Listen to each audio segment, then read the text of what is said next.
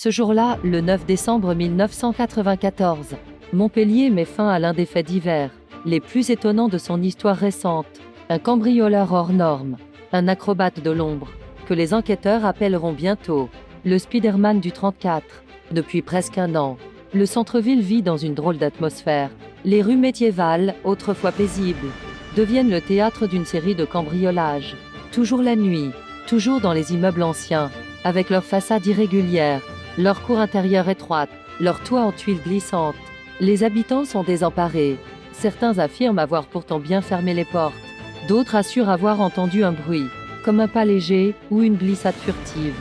Sans jamais oser sortir vérifier, une rumeur se propage. Un voleur qui vole par les toits. Et les enquêteurs, eux, commencent à comprendre que ce n'est pas qu'une expression. Toutes les habitations cambriolées partagent la même particularité. Un accès possible depuis les hauteurs, une gouttière solide, une corniche oubliée, un Velux atteignable si l'on sait grimper, et surtout, une connaissance parfaite du centre-ville, comme si le cambrioleur avait passé des nuits entières à cartographier les toits. Les premiers témoignages sérieux arrivent.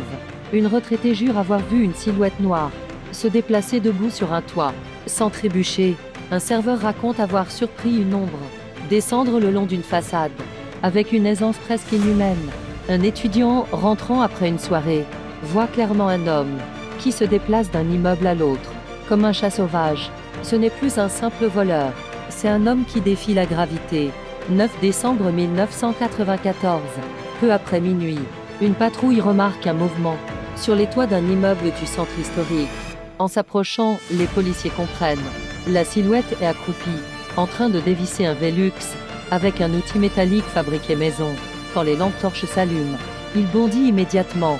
Il court sur les tuiles sans glisser, saute 1,50 m vers un autre toit, disparaît derrière une cheminée, glisse le long d'une gouttière, comme sur une corde lisse. La poursuite dure plusieurs minutes. Un jeu du chat et de la souris, au-dessus d'une ville endormie. Mais cette fois, la police a anticipé sa descente. À la base d'un escalier extérieur, un agent lui coupe la route et le plaque au sol. Au commissariat, il avoue plus de 30 cambriolages, tout réalisé par plaisir, affirme-t-il.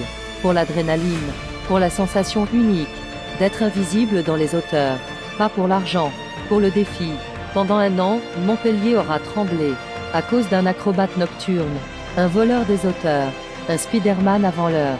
Le temps passe, mais les faits, eux, demeurent. Demain, une autre date, une autre histoire. N'hésite pas à liker si tu as aimé cette vidéo et abonne-toi pour découvrir d'autres histoires.